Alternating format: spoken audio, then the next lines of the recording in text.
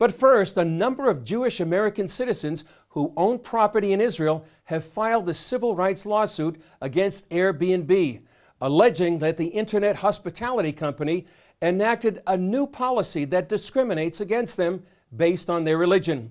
The suit came after Airbnb decided it would no longer list Jewish vacation homes in biblical Judea and Samaria or the West Bank. Some are even calling the boycott anti-Semitic. This is Villa Herodion in Tekoa, about 15 minutes south of Jerusalem. Owned by American-Israeli Louis Weinger and his family, it's one of some 200 properties affected by Airbnb's West Bank boycott. The Weingers host events and can sleep up to 14 people in their luxurious home.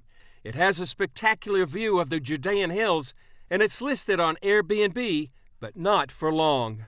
I think it's crazy. It just doesn't make any sense that I can't list my property, but Muhammad down the street in Bethlehem can list his property and call it Palestine. Airbnb operates in 191 countries in 81,000 cities, but it said in a press release, when we applied our decision-making framework, we concluded that we should remove listings in Israeli settlements in the occupied West Bank that are at the core of the dispute between Israelis and Palestinians.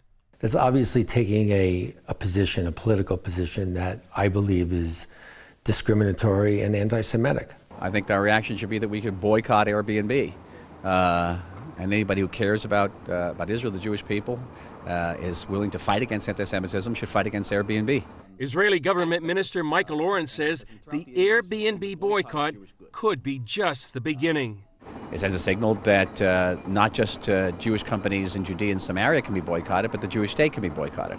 And we've known throughout history that waves of anti-Semitism, most recently the Nazi anti-Semitism of the 1930s, 1940s, began with a boycott of Jewish goods. This is the way it begins. Airbnb's policy discriminates grossly against people of the Jewish faith and people of the Jewish ethnicity. They treat Jews living in the West Bank different from any other group.